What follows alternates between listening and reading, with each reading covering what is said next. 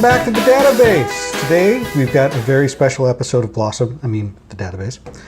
Today we are joined by Restory Van Roy Amundsen.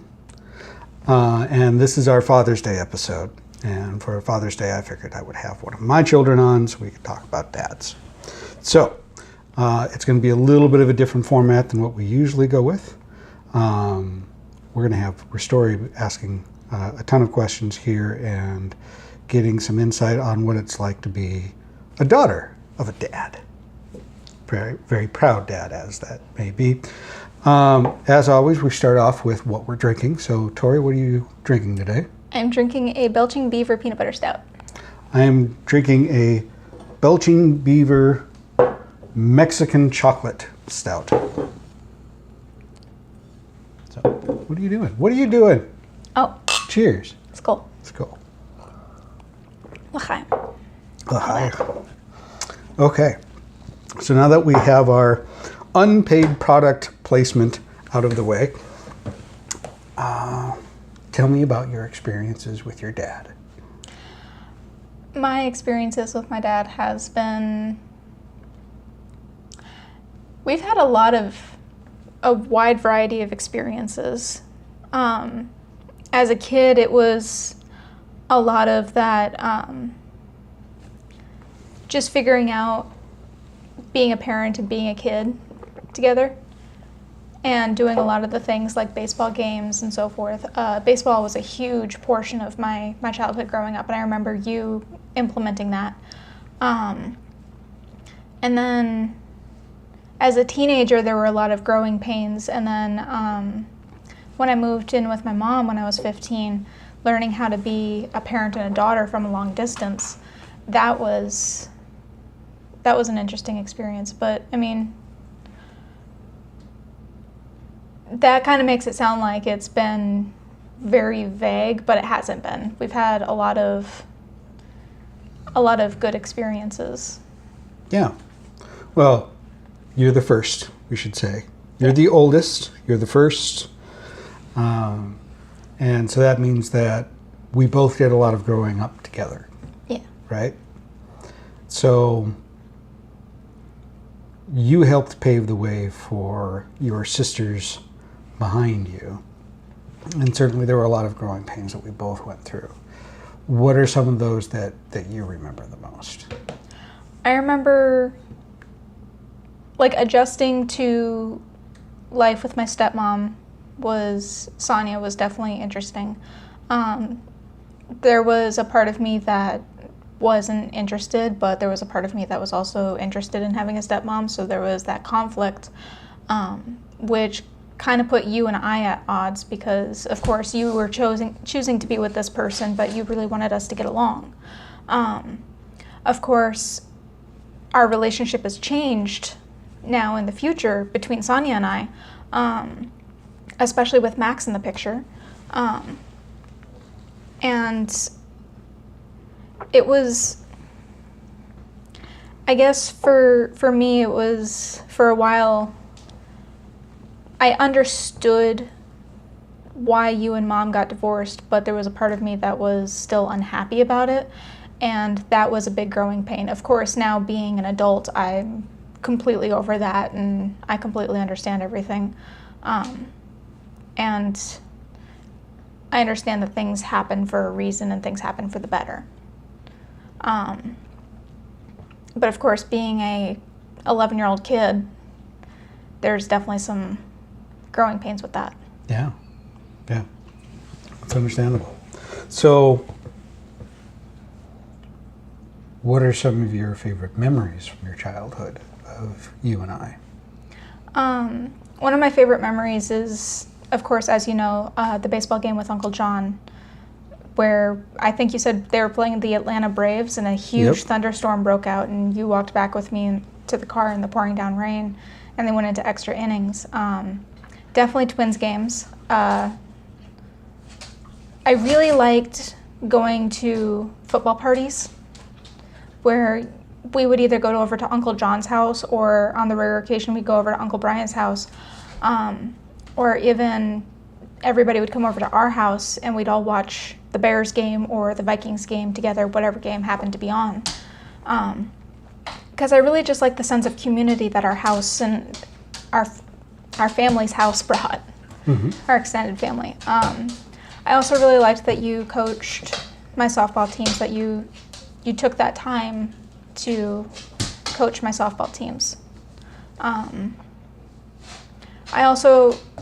have fond memories of you just juggling and doing fun things like that, getting frustrated with the Christmas toys. Yeah. And being frustrated that for some odd reason they like to zip tie the Barbies into the packaging. Yeah, they really tie those fuckers down. For those listening at home, the weird scratching and other noises is the dog Darmok, who's down below us. We're filming at our own home. So this is Castle Amundsen that you're seeing here in the background. Normally we would film out and about, but today's a special show. So here we are. No, you're right though. When it comes to Barbies, they really it gets masochistic about how they tie them down to a piece of cardboard. So not only do they want you to pay $25 for a single Barbie, but they also want you to really work to get it out. Right. They're not packaged with parents in mind, that's for sure. Yeah. So, okay, well, with that, what are some of the questions that you have for me? Just starting off, what does it mean for you to be my dad?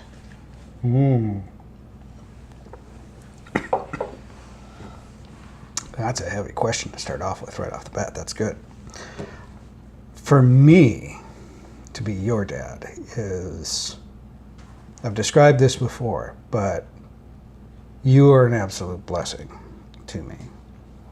I view both you and your sisters as individual blessings, like rare, precious gems.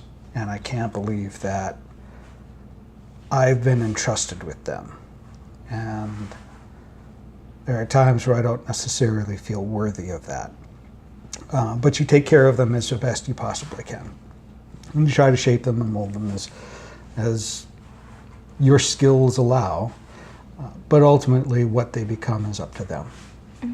I see parts of me in you that I'm proud of, and there are parts of me that I see in you that I wish hadn't been passed down. And the same sort of thing with seeing your mom in you. There are things about your mom that I'm very proud that you get to carry on. So it's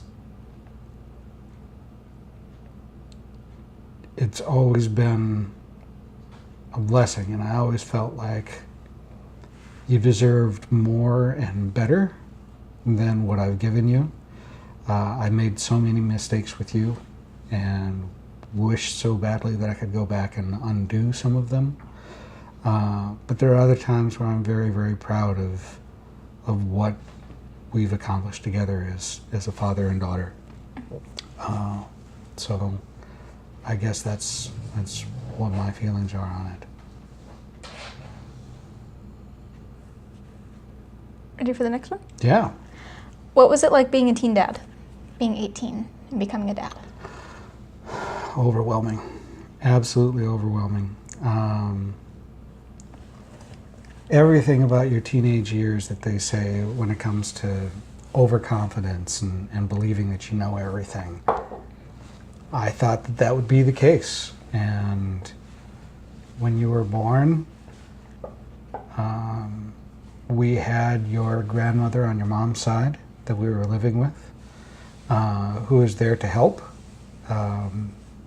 But I didn't fully understand what it meant to be a dad. And so I would take care of you, and I would rock you, and I would try to feed you and get you to doctor's appointments and those sorts of things, but I was making just a little bit more than minimum wage. And there was a tremendous, just an absolutely crushing amount of pressure to make more money in order to be able to provide for you and your mom and for myself. And it was a responsibility that I felt I was prepared for, and I really wasn't. I wasn't. I knew what it meant to be a dad from my experiences with my dad, with your grandfather, and I knew that I wanted it to be different, but I didn't know how to go about that.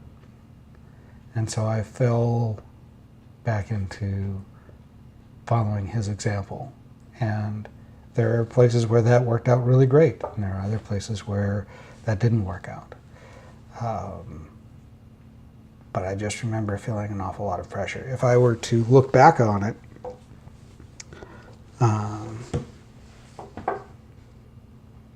I would say that I didn't realize how much responsibility came with having a daughter or with having a baby, and the sorts of things that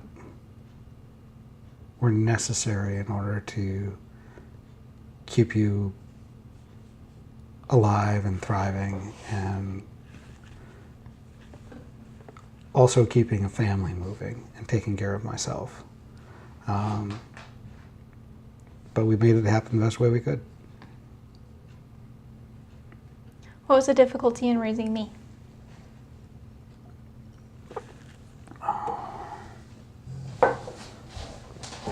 Things haven't changed all that much in that regard, because I've said this before, you are emotional. And you wear your emotions out on your sleeve. And even today, you still want to take care of others.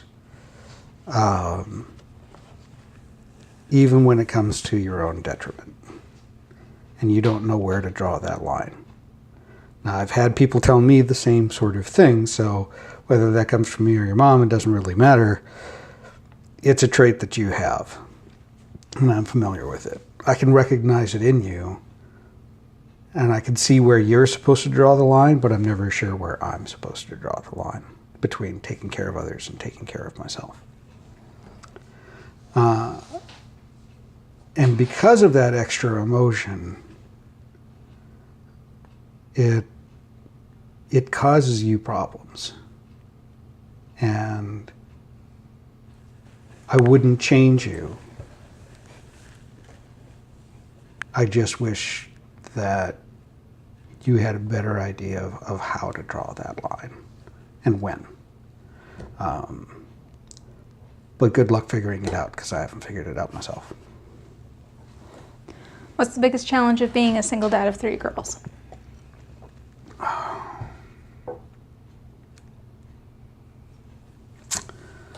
The biggest challenge for 3 girls is that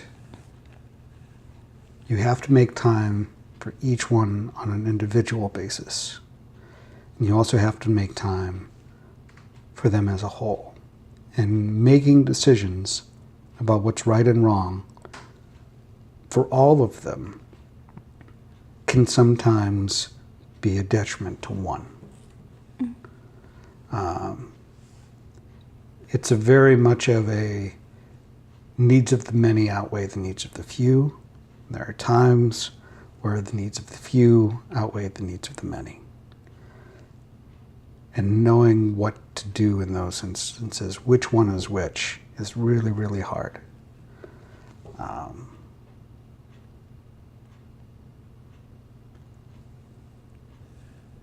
Explaining that to those same children can be extremely difficult, if not impossible. Especially when they're 2 and 4. And then just juggling and having a limited amount of resources. That's another thing. When you have that many children, having enough money to pay for everyone's interests and helping each person succeed in the path that they want to go down. And sometimes having to turn to those same children and be able to say, we can't, as much as I would like to do that, we can't do that. I don't have the funds available to do it. For example, if you were the only child that I had, then perhaps there might have been a world or a universe or an alternate dimension timeline type thing where your college had been paid for because I only had to worry about one child. Because there are 3 and now 4 of you, I've had to tell each of you at a very early age, I can't afford college for any of you. I can't help you.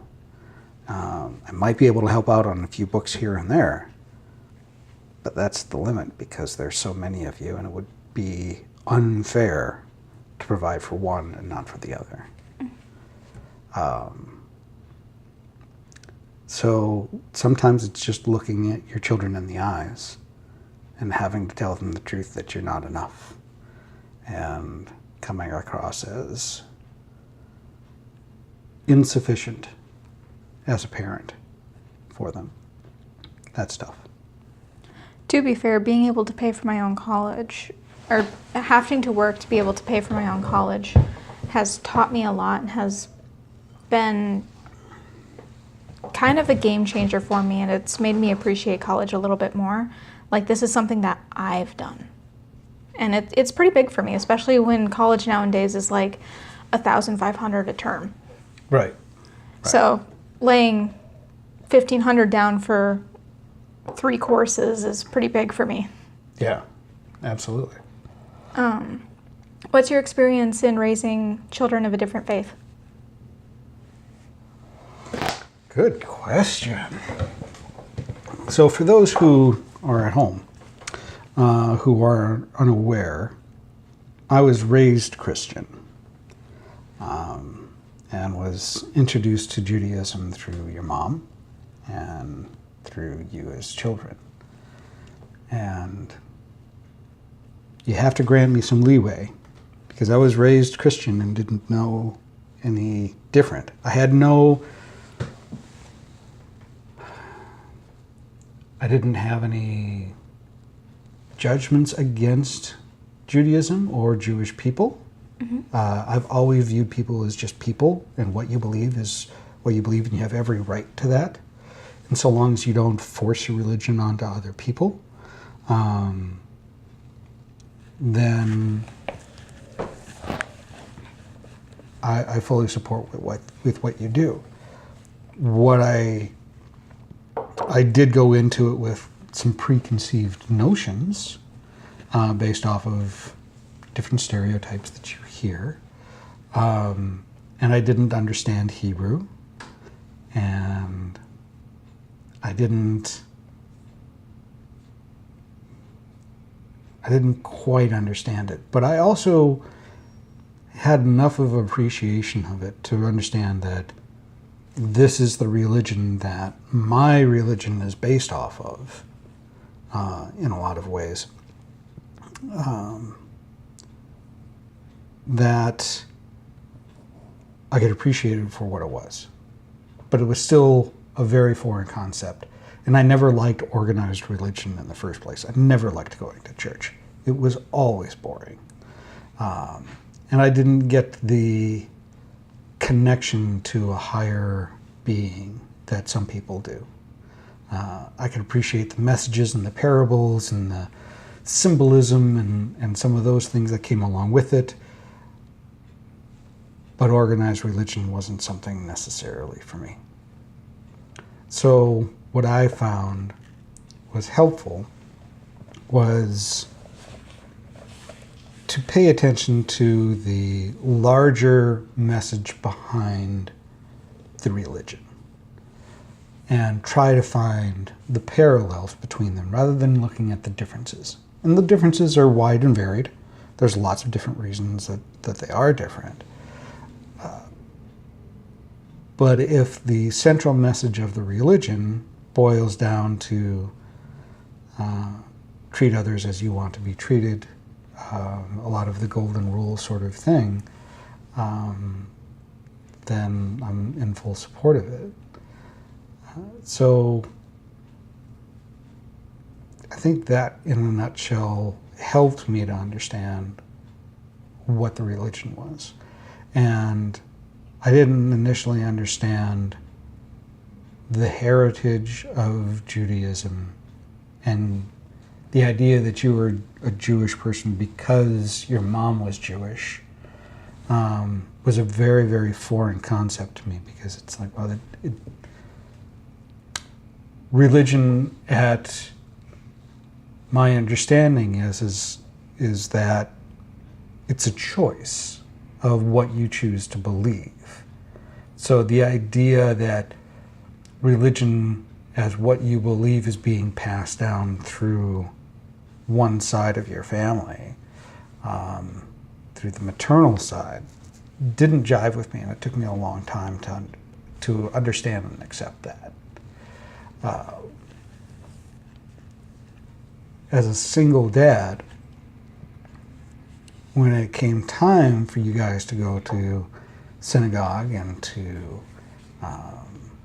Sunday school and those sorts of things to learn about it, it was incredibly important for me, for you and your sisters, to go, at the very least, to understand your own background, to understand your heritage, to understand where you come from.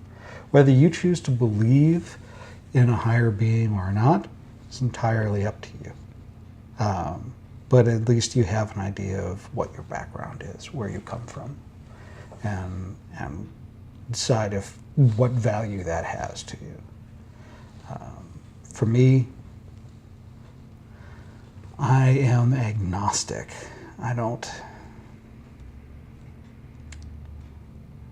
In the world that we live in, everything has a packaging, everything has a label, and everything is packaged in a way in order to sell it to a larger group of people. And what is on the box shelf, or on the shelves at the religion superstore that you choose your religion at, the advertisements and the packaging that I see for Christianity is not something that I want to be associated with at all. There are way too many people who do things in the name of Christianity that I don't believe in. And it soured me so much on that I don't participate in it. And so I choose to believe that if there is a God or a higher being that is making judgments on people when they perish and go on to another eternal life, that he's going to base those decisions based off of what you've said, what you've done, rather than what you've said. And so I try to live my life by that as much as possible. I fail, and I can be hypocritical about a lot of those types of things, just like any other person, but I still try to do my best, and I try to find the best in other people. Yeah. This is a really rambling response. I'll finish it by just saying that, like I said, I don't know if there's anything out there or not. I hope so. I hope that there's more beyond this life. But I don't know. And so I'm just going to be the best person that I can be in this life, and try to forgive myself for the mistakes that I've made, and hope that others will forgive me as well, and go from there. So this is a topic that's been in media a lot lately, and it's becoming more and more of an issue. Laurel. I hear Laurel. I don't know if you hear Yanni, but I hear Laurel. I actually hear Lori. Okay, you're weird. This is news. It is to them. But you have a lot of experience in your past with this, but now you are raising 3 daughters with depression. How has that been for you, raising 3 daughters with depression? it's terrifying. It's absolutely terrifying. It runs on both sides of your family, I believe, both on your mom's side and certainly on mine. It's things that I've dealt with, and feeling anxiety and depression and those sorts of things. And it's a pain that I wish that neither you or your sisters had to go through. And I certainly hope that it's nothing that Max ever has to go through. But it appears to be something that all of us will have to deal with in our own way. It's one of the reasons that I wish that there were more... Okay, we're going to get political here for a moment. I wish there were universal health care for a ton of different reasons. One being, I don't like the idea of your health insurance being tied to your employer. I think that traps people in jobs, because if they leave their job, then all of a sudden they don't have insurance anymore. And people should be free to do what they want for work, regardless of what their health insurance might be. And so that I don't feel like it should be tied to work, that you should be able to get your health insurance outside of work and not have to pay the exorbitant cost that exists currently. The other thing that comes with that is that I think that universal health care should include mental health care for anybody and everyone, because I've seen way too many people, including my own mother, struggle with mental illness for much too long. Mm-hmm. And I feel like if the help were more readily accessible to all, that we would move forward as a society in a much clearer, more positive direction, because it wouldn't be a stigma to go to therapists, to find help for your mental illness. And it would address a lot of the larger underlying issues that we have in society right now. What's one hope you have for me in the future?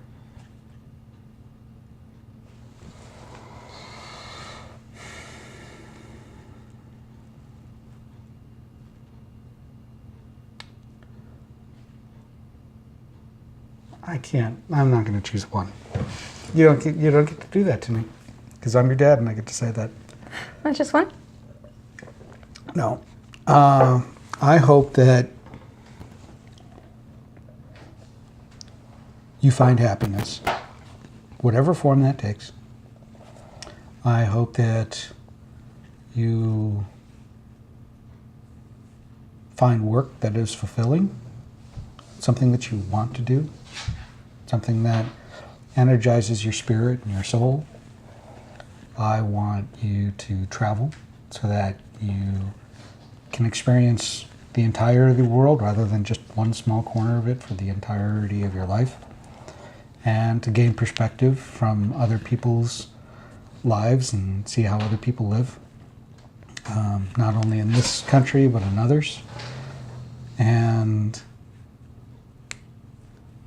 appreciate humanity for what it is. I hope that you see a Twins World Series and a Bears Super Bowl sometime in your lifetime and also in mine.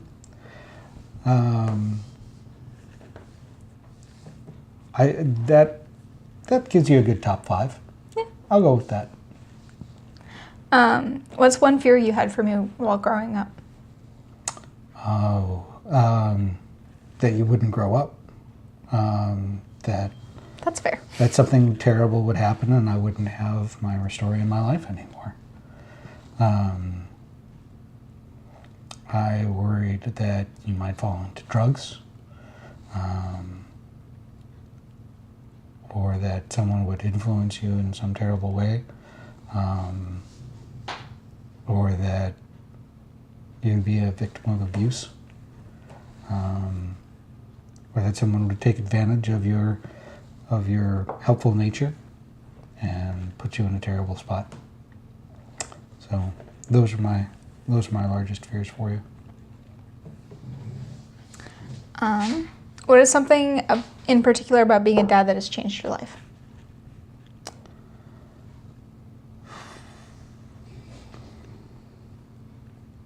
Just being a dad. I mean, especially of girls. It's an entirely new way of looking at things. When I had you, I was an 18-year-old kid who had an entirely male perspective on the world. And while I respected women, I was also a teenager with hormones. And I didn't understand or fully appreciate what it meant to be a woman in today's society because I was ignorant. And having to be an advocate for you and for your sisters and for your mom and Sonia and all of the other women in my life has changed what I view to be fair and just in this world. We're going to have to pause. So we're going to take a break, be right back, and then we'll answer a few more questions. Okay, everybody, we're back. We're hitting the part 2 of this interview. I'm drinking a Hofbrau Shandy. Some people would say Rattler.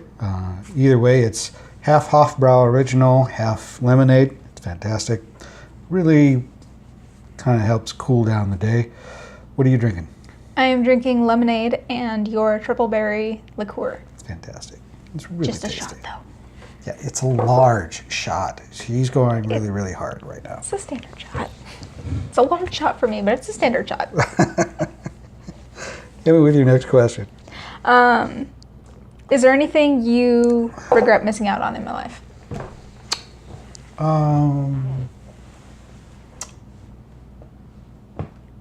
Teaching you how to drive. That would have been cool.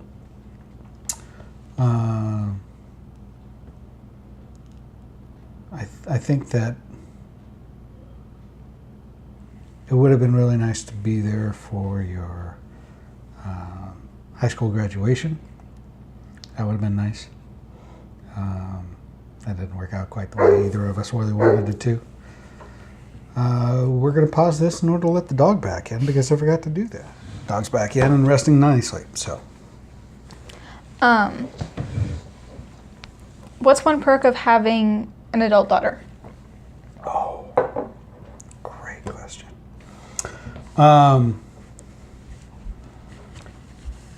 We have a better relationship now that you're an adult. There isn't pressure to make you do this or that or make you see why things would be better and easier for you if you just studied or turned in your homework or any number of things. She's a great student, if only she'd apply herself.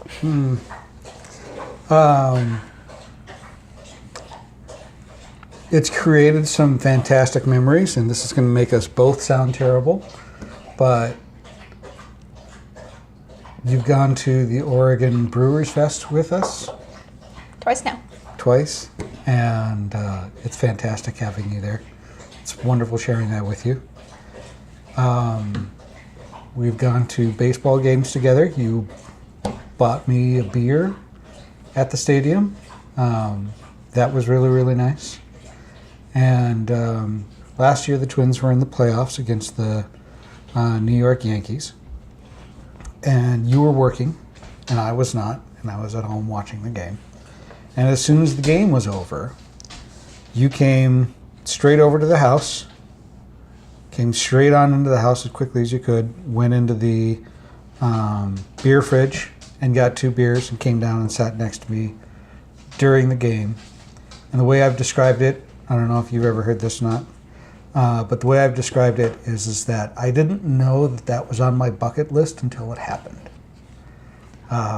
But just sitting down and watching a ball game with you and sharing a beer and enjoying the moment and cheering on our favorite team together was everything. It was fantastic. And it was just one of those little sort of moments. There were the trips after Grandpa died last year of going up to his house and sorting through things, and you were always down to make that trip and constantly volunteering and almost insisting that you go with, which was nice. It was nice to have you there, and I think that brought us a lot closer together. And certainly the memorial that we had for Grandpa was really special too. So I think just removing that level of responsibility between parent and child, and just being able to appreciate each other as people is probably the best advantage. Where I can respect the fact that you might not do things the way that I would suggest or want, but you're an adult now and you can make your own choices, and I can give you guidance and advice, and you can take it or leave it, but you're responsible for yourself now. When you found out that you and Sonia were expecting Max, were you worried at all that about how the older three of us would react? Yes. And it is, or it was and is still that concern of, will she be accepted into the fold? Do you look upon her as a sister, or is she a source of frustration or envy or jealousy or something along those lines? And there could be room for that and still consider her a sister, of course, but that was my biggest question, of whether or not you guys would accept her and treat her as a full-fledged sister, rather than looking at her as some other person. So yeah. And of course, I can't speak for Anna and Bailey, but when it comes to Max, of course, I was worried about being displaced when I heard that Max was being expected. And that was something new to me because I didn't have that worry when Anna and Bailey were born. But here comes Max when I'm 17 and I'm worried about this, which felt kind of childish when I had these worries. But now it's like I see Max at the table when I come in, or I see Max on the stairs when I come in, and I hear that, Tori, the really excited, genuinely glad to see you happiness. Mm-hmm. And she just launches herself into my arms, sometimes like from a little bit above me. And it just makes me so happy that I have... Anna and Bailey are a little bit different for me in terms of sisterhood. They kind of want me to be there as somebody they can talk to on their terms. They're not really looking for a mentor. They feel that they have enough of those. But with Max, I have the potential of being that sister that I've always wanted to be. And I'm really excited about being Max's sister. Of course, that's not saying I'm not excited to be Anna and Bailey's sister. I've always been excited about that. Right. Being able to dress Anna up for her prom and be able to help her out with all that was a big highlight for me. Right. Yeah. But I guess for me, it's just I really enjoy my three sisters. Good.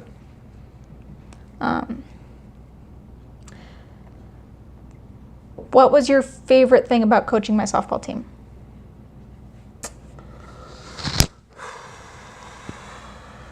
Just having the opportunity to do it and interacting with not only you, but with some of your teammates as well, and being able to place faces to names so I knew who was who.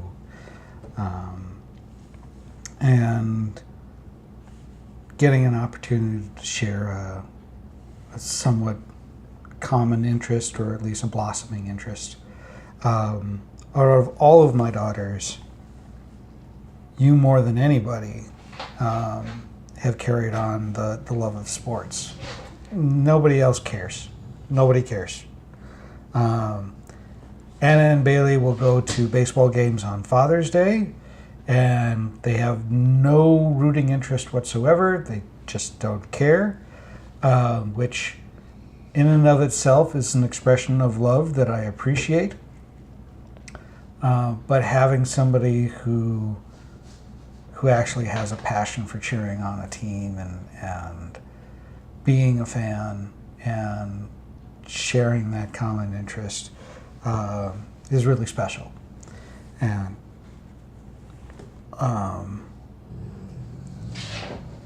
I certainly think now that we've talked that coaching your softball team helped place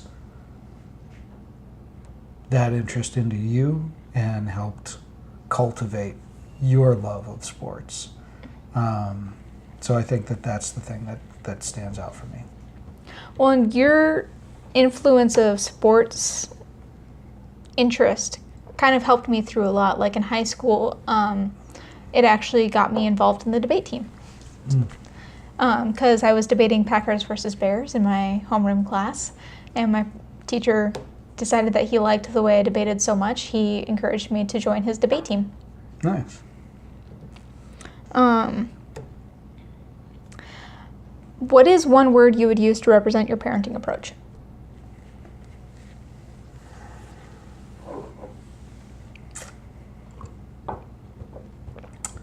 Well, that has evolved since you were under my roof.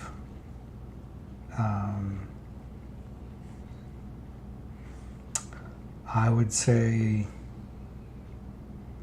if I had to put a label on me, I would say goofy.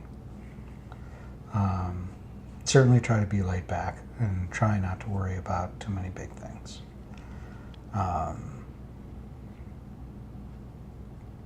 Prior to you moving, it was a very contentious sort of role. I was a dad, I yelled a lot, I got upset about things that were trivial and got worked up about a lot of things, and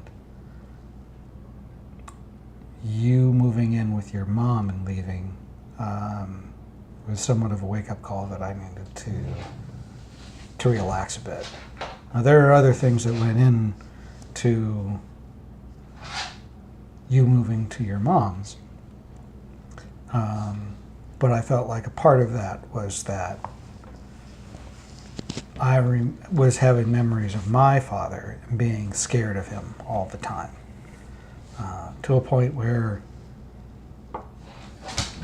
I had real issues when my dad would come home and I would hear his keys clinking outside the door, and just this bolt of fear would shoot right on through me.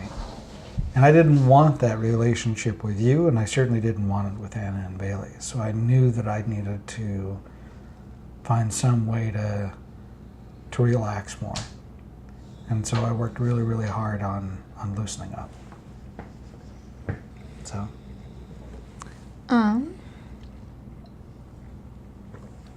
This is really good, by the way. What has been...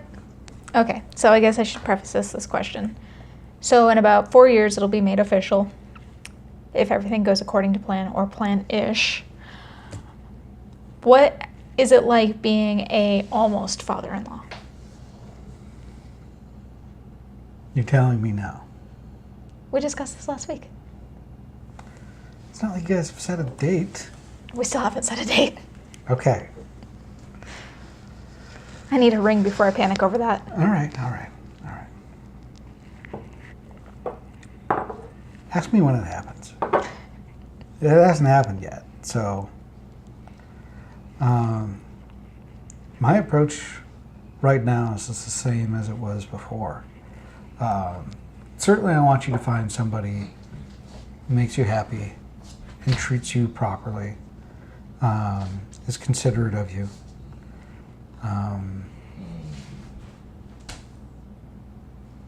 Beyond that, who you choose to be partnered with is entirely up to you. You have to find somebody who matches you and supports you and gives you the things and meets your needs that you want.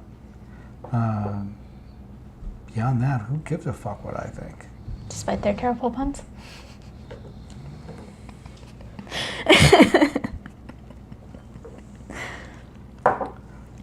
Your boyfriend and apparently future spouse is a very kind and polite and considerate man. And I like him very much. His sense of humor can be grating, and he can be annoying. I think these are things that he already knows about himself, so he's at least aware of that. Hopefully with some time and maturity, he'll learn to pick his spots a little more. I was going to throw him off that boat. I was gonna throw him off the boat. If it were me, You're for me, laughing. No, I know that you were fully like getting tired of it, but at the same time, I think my comment of Grandpa would have appreciated it saved him. That's the only thing, because it was like, today's not about me, it's about Dad. It's about Dad. And that leads me to the last question that I have for you. What are you most proud of me for? I'm proud of you for you, about the person that you've turned into. I hope that you're able to take your passion for wanting to help others and turn it into a career so that it can be fulfilling for you. When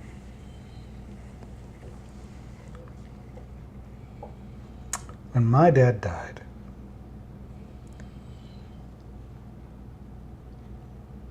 I told him that I had hoped that he was proud of me.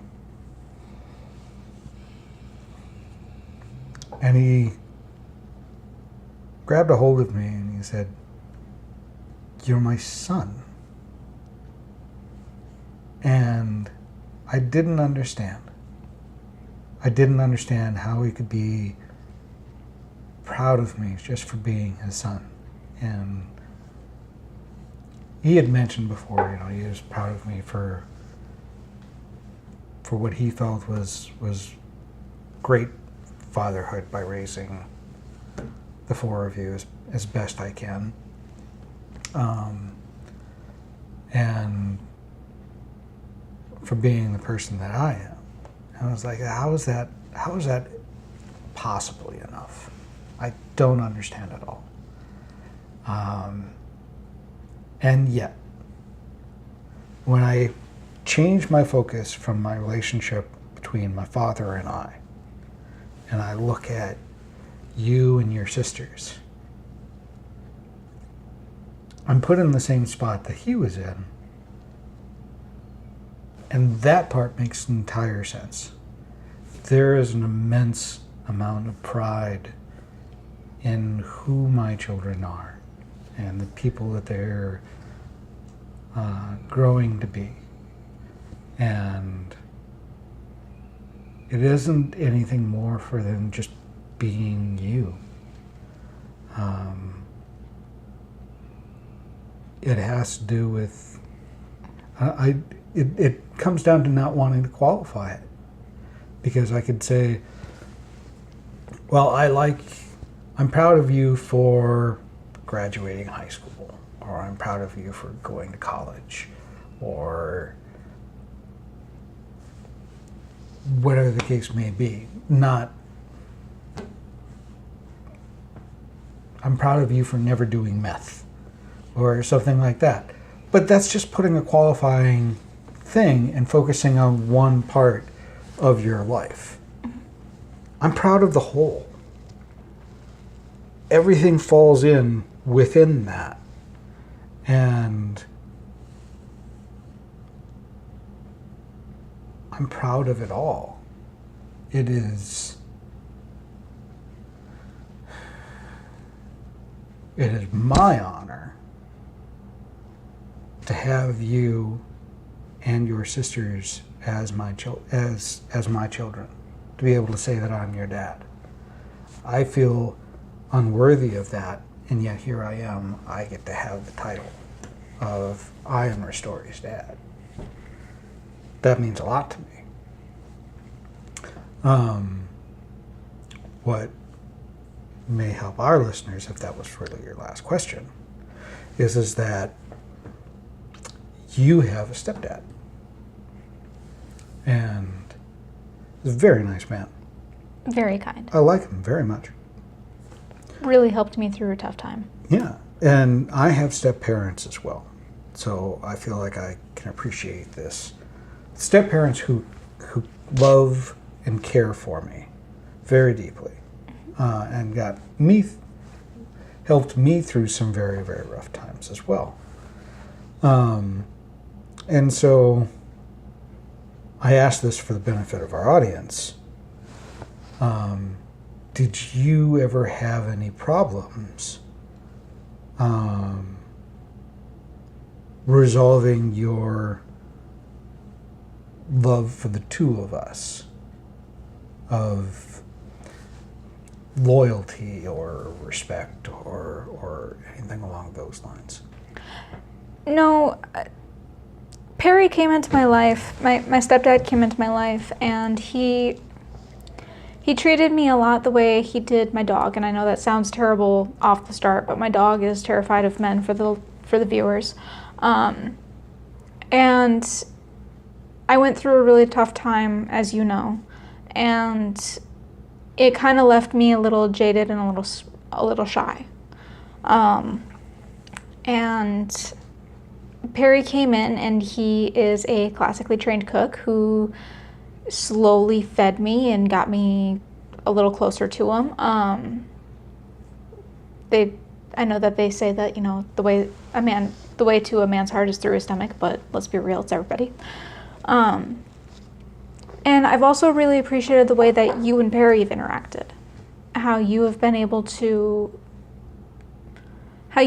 able to realize that this isn't about you two. This isn't about my mom. This isn't about anybody else except for Anna, Bailey, and I. And I've really appreciated that. That's shown me a lot of maturity amongst adults.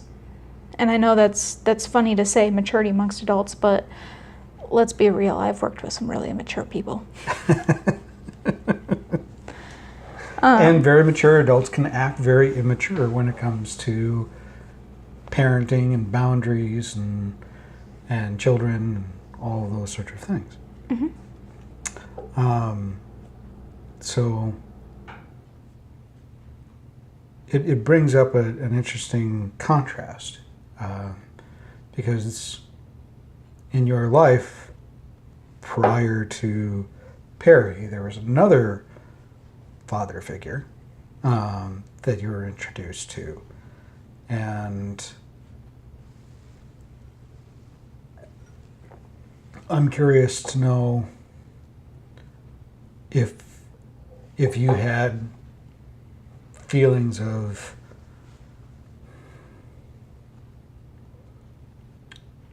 conflicting feelings of loyalty there.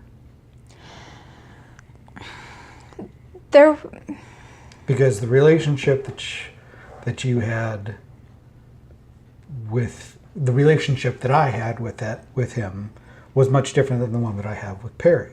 Mm-hmm. Starkly contrasting. Very, very starkly, yes. But Perry also has an amount of respect for you as our father. And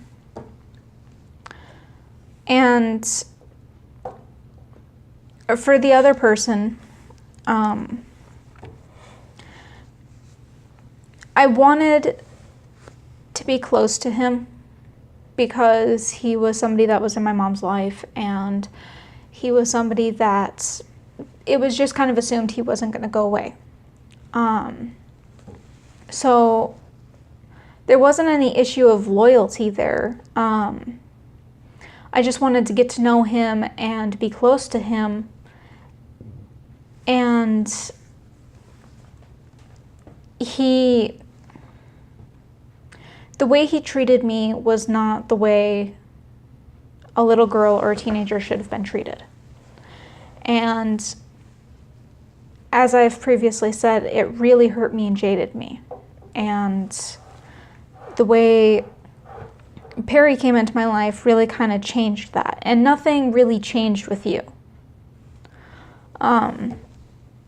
Thankfully, the other person really didn't have an effect on that. When I came home the spring break after the incident that caused us to move down to Arizona, when you and I sat at Carol's Corner here in Vancouver, and I basically laid out the events on the table, and you told me what happened after we left for Arizona, that really, I feel like it changed something between you and I a little bit. And I recognized the fiery anger in your eyes when you listened to everything that happened. And it felt like that was probably like the daddiest dad that you could be. Like the trying to think of an animal that doesn't eat their young.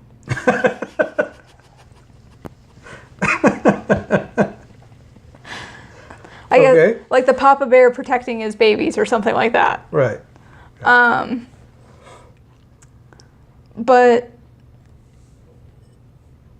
overall, just being able to see you connect with Perry doing things like bringing beer over for Father's Day like you did a couple years back, or just even talking to him when you guys meet up at events. Mm-hmm. Because that's something that I've always appreciated about you and Perry, is that you were always there for concerts, no matter how terrible we were. Well, unfortunately, because of the family dynamics as they are, I can't make it to every concert. Much as I would like to, there are times where I can't be there. Mm-hmm. But it has nothing to do with your mom or Perry or any of that. It's just sometimes it's a requirement for me to be here. And I feel like the most important thing for me is that you love us girls because we are your daughters. And Perry loves us because we are half of Mom. Mm-hmm. And regardless of that other half, he still loves us because of who we are. And he's learned to love us with our flaws and with our bright points of our personalities. So, since we're here talking about split families and having dads and moms with new partners and so forth, talk to me about your memories of, since we're talking about dads, of when I first started dating and what your feelings were there and what sort of advice that you would have for dads who are starting over, who are single dads, who are looking to bring someone into the picture. When you started dating, you kept it very low-key. Like, I didn't know that you were dating somebody until New Year's. Mom had come into town for Christmas, as you know, of 2005, and you went out with Sonia for New Year's Eve. And I remember seeing her standing in the doorway of the sliding glass door at the brick house, and saying goodbye to you. And you guys were going off to a party, and Mom and the girls and I were home, and we were just going to hang out the entire night and snack on things, typical New Year's. But I met Sonia at a later time, and I think the first time like we actually all hung out together was going to the Rose Garden. And I do remember the car trip to meeting Sonia, that there was a lot of a lot of talk of like, I'm seeing this woman. She's very nice. She's very eager to meet you guys. She's very important to me. And you did the cautious dad talk. And I remember Anna and Bailey were like, okay, sure. Meanwhile, in my head, it's like, oh, okay, dad's dating. Okay. But you were giving the cautious dad talk, and Anna and Bailey were kind of off in their own world. And I was trying to process it. And when I met Sonia, she was this very tall woman with who spoke softly when I met her. And she got really goofy with the girls and I with the camera. It was like I tried to hide behind a Diet Coke bottle, and she was like taking pictures. And I remember just hanging out with her and her trying to be a lot of fun. And then I remember she started coming over slowly for like an hour increment over to the house. And I remember specifically that I decided not to hang out with her necessarily, but her dog that she left out wrapped around the tree, because I think something about our house that we were living in, the rental agreement didn't allow dogs or something. There were cats in the house, so that was primarily the reason. But I remember hanging out with Puck and not hanging out with Sonia, which, pardon me, regrets, but during that entire increment, she tried extremely hard to get involved with us, to the point where you and I had entered a drawing for a telescope at OMSI, and because she knew I was really interested in outer space, she entered it as well and ended up winning the telescope and then giving it to me, which I was extremely grateful for. Right.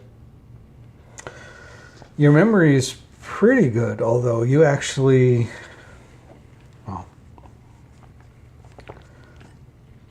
she would come over from time to time while you guys were sleeping. Not often, but there was one time in like October, November-ish or something along those lines. And somebody was a little sneaky and came up and peered around the corner in order to see that we were hanging out watching a movie together. First time that you guys actually met was like a week or two before Christmas, and we went downtown and we parked across the street from, we parked in a parking lot, and then we rode the Max trains downtown. That's right. And we stopped and we got balloon animals from the living statue. And I remember Bailey crying over that. Yeah.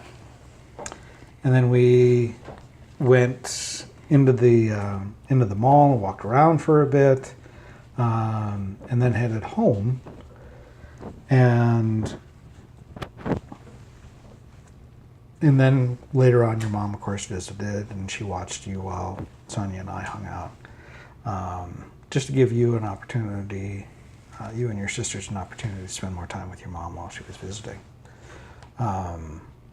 The rose garden, she would come by for brief visits after New Year's had happened and your mom went home. And you guys got more and more comfortable with her, to the point that Anna and Bailey would be asking on an almost daily basis if Sonia was going to be coming back the next day. And so that's, I believe, part of what gave Sonia the idea that this could work. The rose garden trip that you were talking about was actually right before you guys left for the summer that summer. And that was a fun trip. But I felt like you guys had bonded well enough that things would move and progress from there.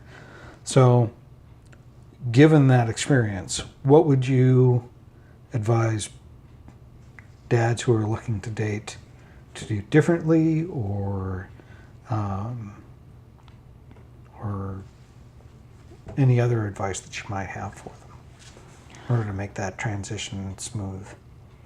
Honestly, just be open and honest with your kids. Your kids know way more than you think, are smarter than you think, and they absorb so much information, and allow them to make decisions for themselves.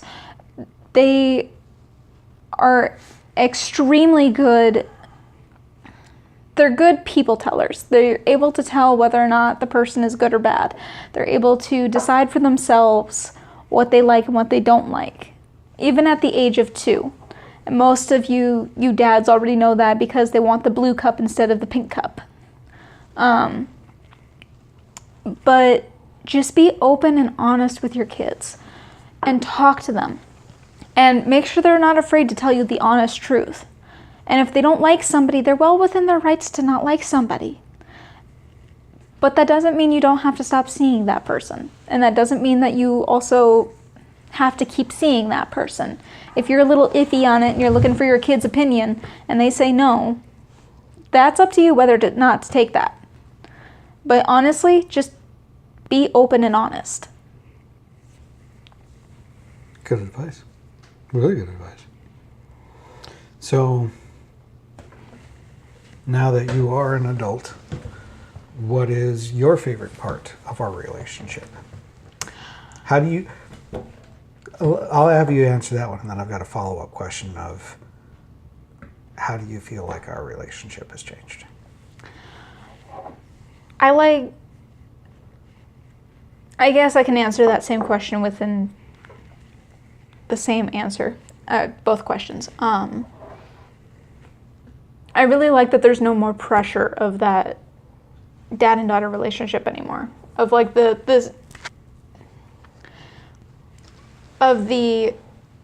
dad authoritarian role and the daughter of the younger daughter role. It's been a lot easier for me to talk to you, and it's been a lot easier for us to just do things together. Whether it be Brewfest or going out to a bar together or something like that. Baseball games, things like that. Overall, it's just been a lot easier for you and I being able to communicate and grow. And I've been able to talk to you more, and I've been able to take some of the criticism, and not all of it is bad, of course. Criticism is not automatically a negative connotation. But you and I have just been able to do better as I've gotten older. And I feel like you've heard me a bit more now that I'm an adult. If I say something like, you know, I've had a really bad day, you're able to level with me a little bit more. Because I've also had a little bit more real world experience. And if I say something like, hey, I really don't like the way that you brought that up, you're like, oh, well, I can try bringing it up a different way. Things like that. And I guess now that I'm older, I'm able to see more things. See behind the curtain, as it may be.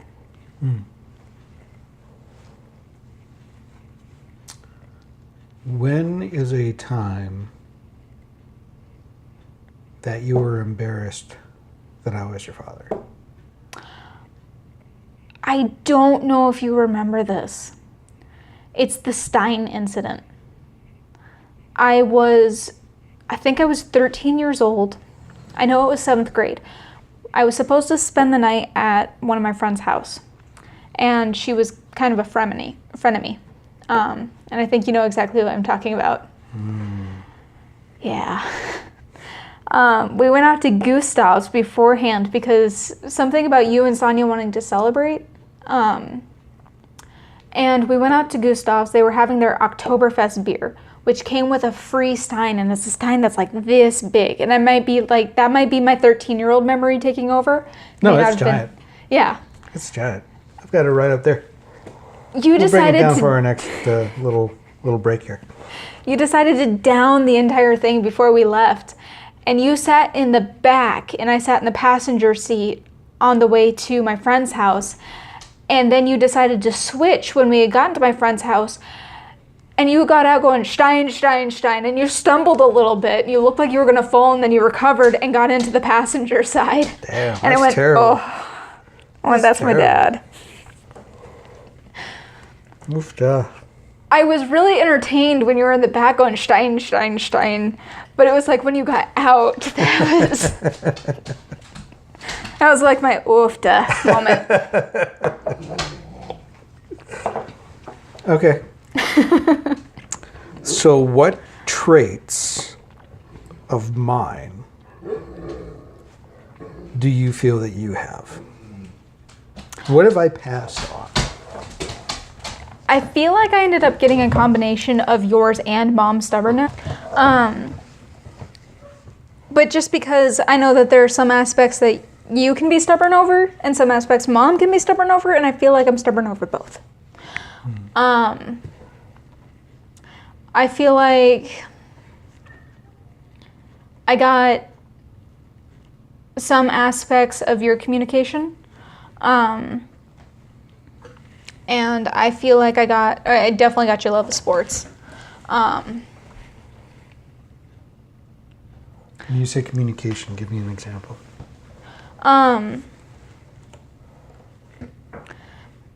Sometimes you nor I communicate very well.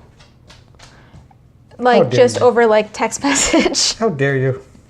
And I feel like with my college classes, I've gotten a little bit better with that. But I also feel like we elaborate, and I feel like that's neither a bad thing nor a good thing, depending on how much we elaborate.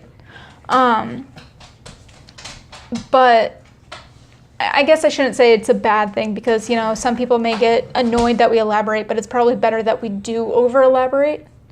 Like right now? Yeah.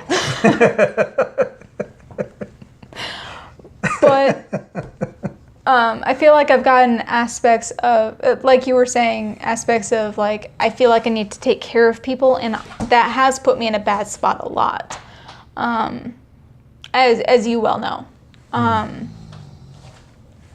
But I also feel like there are just little things that I'll say, like things that'll fall out of my mouth, that it's like, where did that come from? So are you saying that even though you don't have kids yet, that there are times where you'll say something and you'll hear me coming out of your mouth? Mm-hmm. Yeah?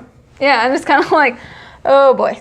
Or some of my gestures. Like, I know this one is like a very you gesture. And I think it's something that you picked up from your dad. It's really awkward. So are you saying that we're doing it at a chest level, or is this a stomach level? Like a stomach level. Okay, stomach level. Yeah. Stomach level is okay.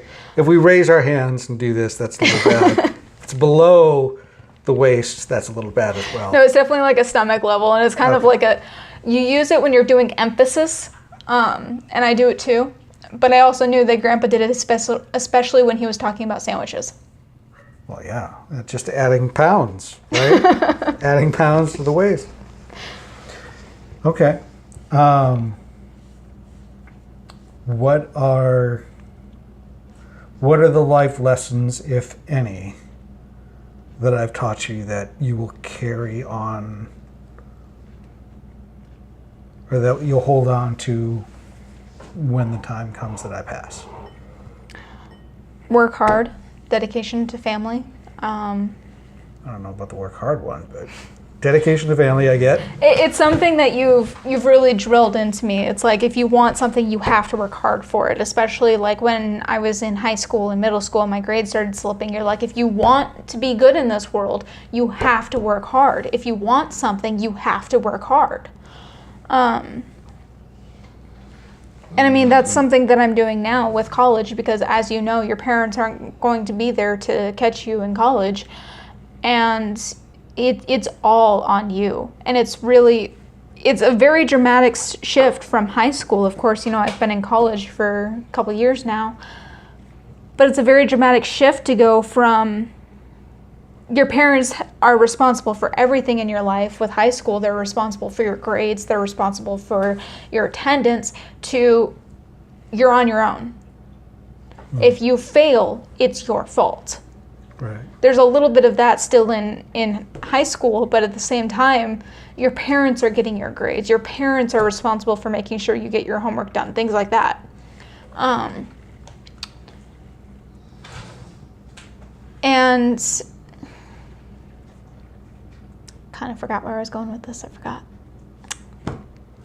It's okay. So work hard. Dedication to family. And just being a good person.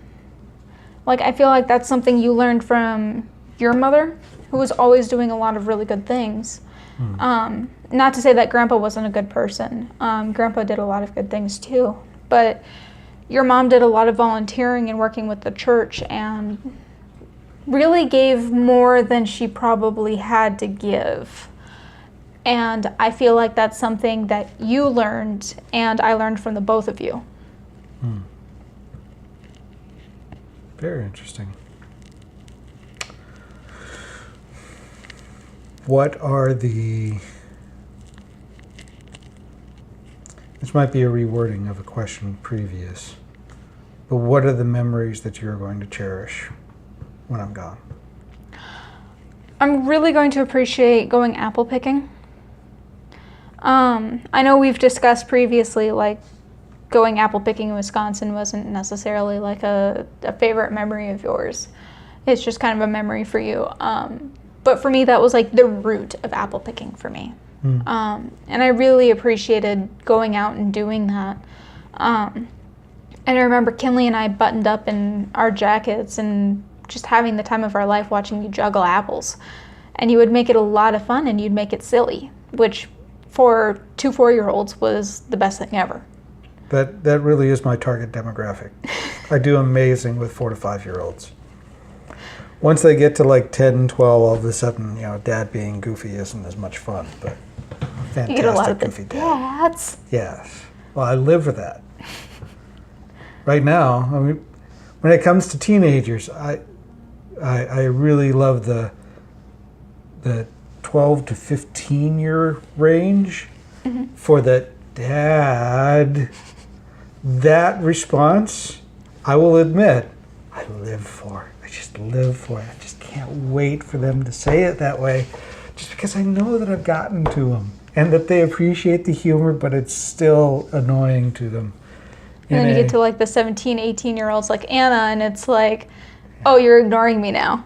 Right. And then you get to like the 23 or 20-plus-year-olds, and it's like, oh, you're sassing back now. Okay. Right.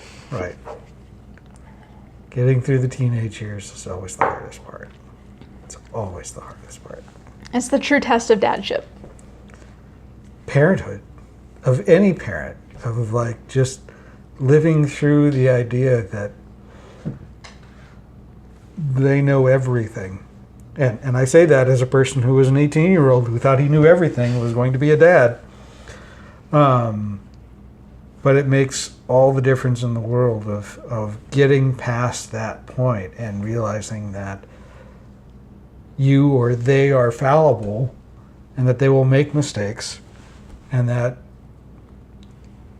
you still have some sort of value to this person who previously thought in their teenage years the world has passed you by and you don't know anything, you don't understand what I'm going through.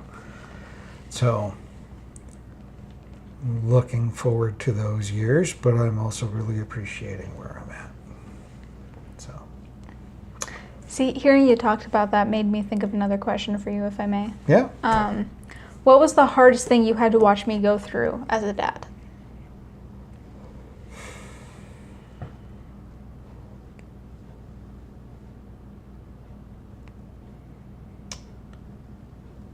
You've had quite an up and down journey. The one that springs to mind first was when your mom and I were separating. And your Aunt Rachel had come over in order to help, like, pack things. And help kind of set the house in order so that we could make a good, firm first step. And I'll always be very, very thankful for what she did. But she was there when your mom had said that she had wanted to be separated and wanted a divorce. And you were still holding out hope that your mom and I were going to get back together. And Rachel and I had to sit down and say, no, that's not going to happen. And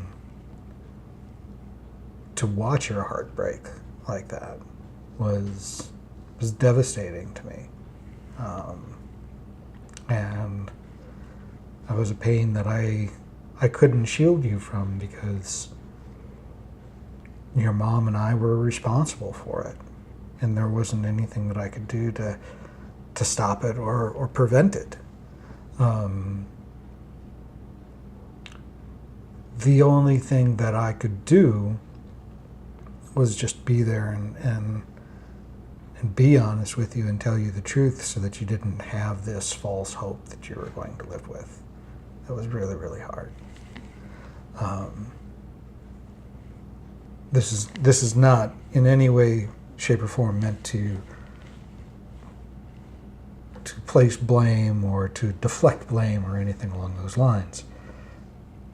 My philosophy as we were going through that time, your mom and I, was that I was going to do everything that I could in order to try to make that relationship work so that if the time came, I could at least tell you I did everything that I could to try to make that happen and to maintain what we had had.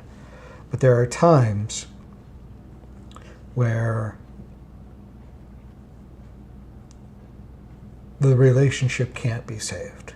And the more that you put in just breaks it even further. And that's where we were at. Yeah. Where everything that I did just made the problem worse rather than making it better. And it was shortly after I made that realization that your mom and I had separated and then started in on the divorce. That was a really, really, really tough time. I think other times that come to mind were times where you were struggling in school or struggling here in the household.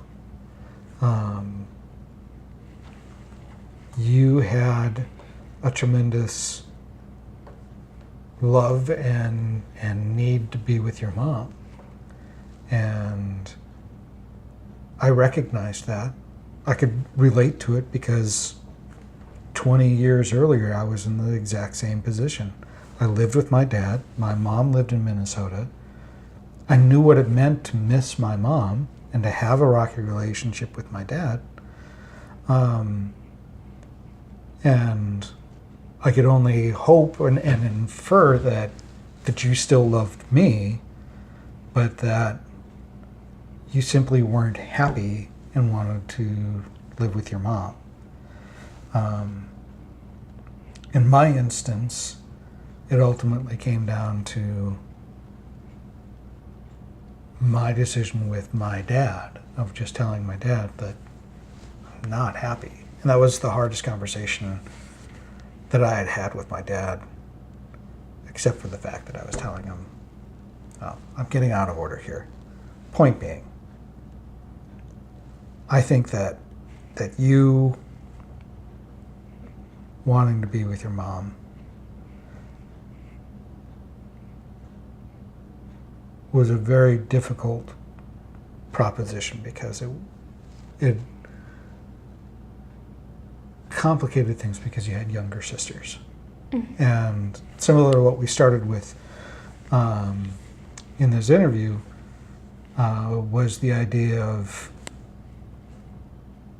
do I make an individual choice for Tori versus making a group choice for all of my children as to what the best situation is for them? And I didn't necessarily agree with your decision. I had parental concerns about how that would work. And there were a number of obstacles that were going to cause a large number of complications. But we figured out a way to make that happen.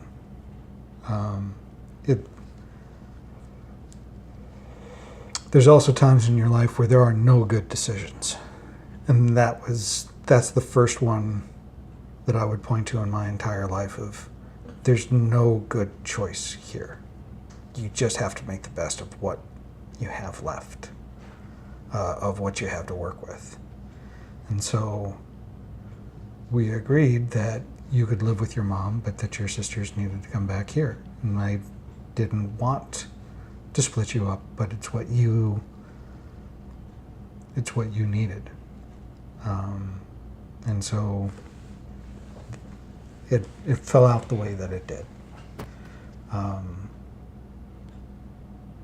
But there's another time where I wish I could have eased your pain, or that it could have played out differently, but there wasn't a way to do that. Yeah, and I know for me, like, I missed Anna and Bailey, but I also knew that they had each other, and Anna and Bailey have always been really close. I mean, if people didn't know better, they swear they're twins. Right. And I know that it really affected Anna and Bailey more than I was prepared for it to affect them. Anna and Bailey, I feel, still have a little bit of, I don't want to say resentment, but it's the only word that I have right now, have a little bit of resentment towards me for living with my mom. And Mom finally was able to move up here to Washington to be closer to them. And I know that was a big change for you and Sonia, but it's been really helpful for Anna and Bailey. And it was kind of what I had always hoped for, but never got to have. And having your parents so close and having them interact in the way that you and Mom do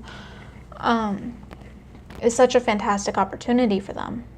No, absolutely. And there are challenges with any situation, but the way things played out with your mom moving up here has worked out in a lot of really wonderful ways. They live only a block away, so your sisters are able to move back and forth without hardly any issue.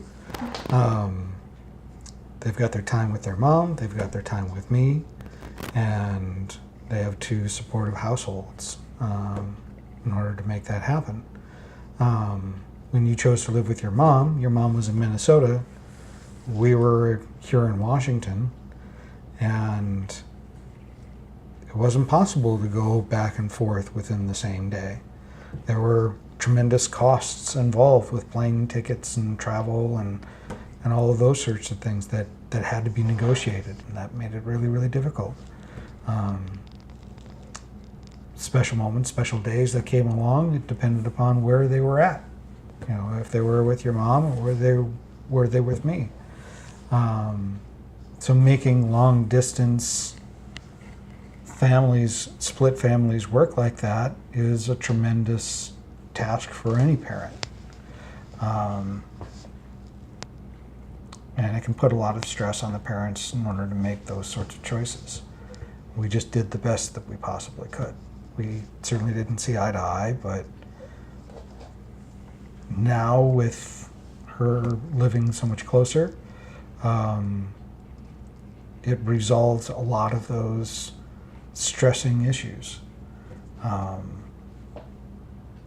It's not to say that it's right for everybody, but that's how it's worked for us. So I think we're all thankful for that. Let's take a break, reset a bit, and then we'll come back and ask more questions. Okay. And wrap this up. Yeah. Okay, Tori, so here we are, wrapping up the last bit of it here. I've got a few more questions, and then we'll go into some of the other pieces. Hopefully you've prepared your favorite dad joke. Oh, boy.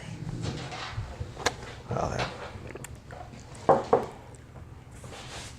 Give you a moment to think about that or two. While you're thinking about that, they often talk about how children, especially daughters, will search for mates either consciously or subconsciously that have the same traits that their father has. Do you believe that? And if so, what traits do I have that you have found in your partners? What similarities are there? I definitely believe it to a point. I think through trial and error of dating, there comes a point where you find little bits of not just people, but your parents that you like in people. And definitely in my current partner, he's very goofy. He likes to try and find something that he can make goofy out of everything. And he's definitely interested in knowledge and trying to learn things. He's got a lot of information on past presidents, which growing up I remember was something that you took an interest in.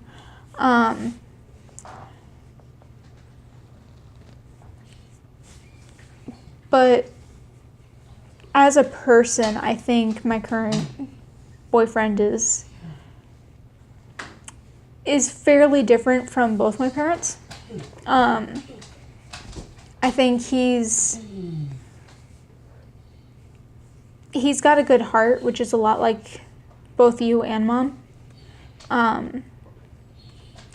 But he's also interested in things that are different from you two. Such as he's very interested in learning how to take apart and put things back together.